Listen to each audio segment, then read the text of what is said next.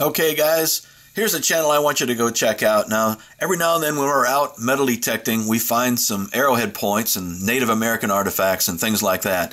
And I don't think there's a better channel out there dedicated to those Native American artifacts than this one right here, Rocky Top Relics. Need you to go check that out. Some great videos in here, guys, for you metal detectorists that are all socked in this winter. Go check out Rocky Top Relics, this week's Shout Out of the Week.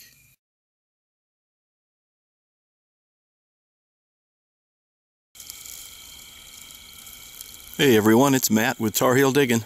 I'm back here on the woods and I'm in this old area where this old road used to be. Maybe you can kind of see here where it's up high and then it drops off. Well, they built this up, I don't know, right around turn of the century, 1900. But it goes up this way and then it goes right up that gap. And there's used to be an old church on the top of that hill, so I'm going to go check that out. Don't know exactly when it was built, but it was on a map from 1906. I found it on that map, and then I saw it on another map from 1971. So sometime after 1971 it was destroyed, but there should be plenty of stuff on the ground, that's for sure. And then over on this side is private property. I'm not going to go over there, but thought I'd stay on the public land here and see what we can do. Stay tuned.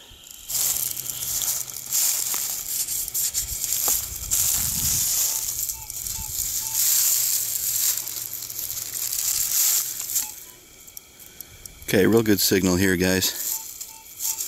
I don't know if you can hear that or not. It's a 1245, but it's only about 2 inches deep. Let's go get it. Okay, gang. Just back in here working with the 8x6 coil. I pulled a few wheat pennies already. This was a really nice signal right here. It was about 2 inches down is all. Really surprised at how shallow some of these objects are. Can you see it right here? We got silver. Let's see what we've got. It looks like it's going to be a merc. There's the back side.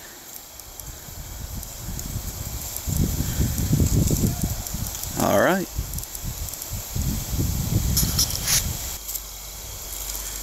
Okay, guys, all the way down at the bottom of that hole, 9 or 10 inches down, threw out all this dirt.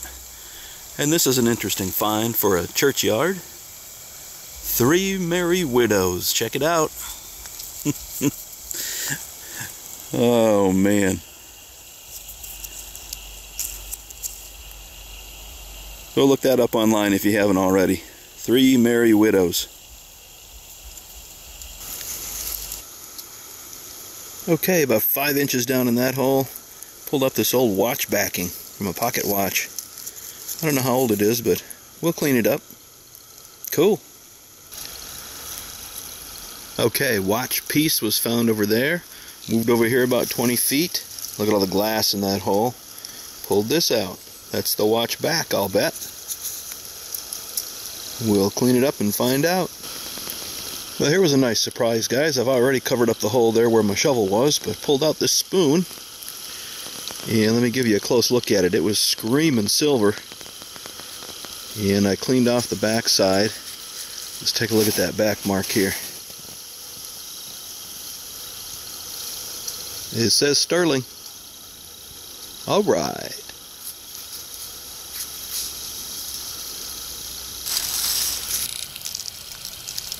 Okay, about 8 inches down. Saddle shield. Doesn't look like there's anything on it. Still a good find.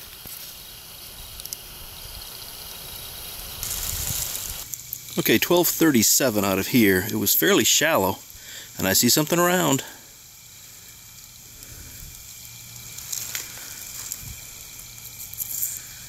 I do not know what that is. It's really light. It's about the size of a 3-cent piece, but it's not cleaning up like silver. Well, we'll get some water on it and I'll let you know, guys. Stay tuned. Okay, everyone, time for the paper towel wrap-up, brought to you today by Bounty. Hey, what a hunt today, guys. A lot of fun out there in the woods. All kinds of different finds that I made today. I'm going to start right over here. I'm going to try and make this quick, but Did not get this one on film. You know, it makes sense that I was working a churchyard today because I found this, and that's an organ reed off of an old pump organ. So it makes sense to find things like that at an old churchyard. I found this old rivet. This was pretty heavy duty, good sized rivet. Another one I did not get on camera. I wasn't sure exactly what it was because it was so crusted up. This is actually a pin.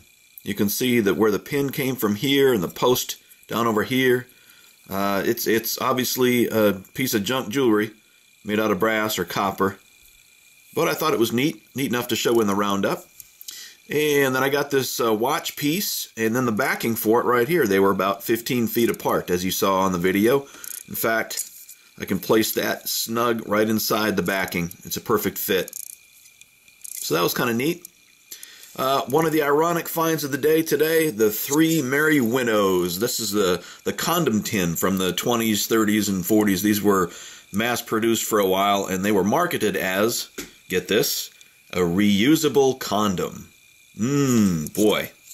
Kind of an ironic find for a churchyard, to say the least. One of those curious finds. This is a cosmetics lid, again. This one's been in the ground a long time. Couldn't get anything off of it, though. And then I did find this interesting pin. At first I thought it might have been a hairbret, but this is actually a pin in the back. And in fact, it still functions somewhat. There's the pin, and it hides right in there. I'm thinking that the inside, the core is made of brass, and it's sheathed in silver, because that looks an awful lot like silver, guys. Now, there's no markings on it, and it's fairly light. I don't think there's a lot of silver there, but it cleaned up exactly like silver.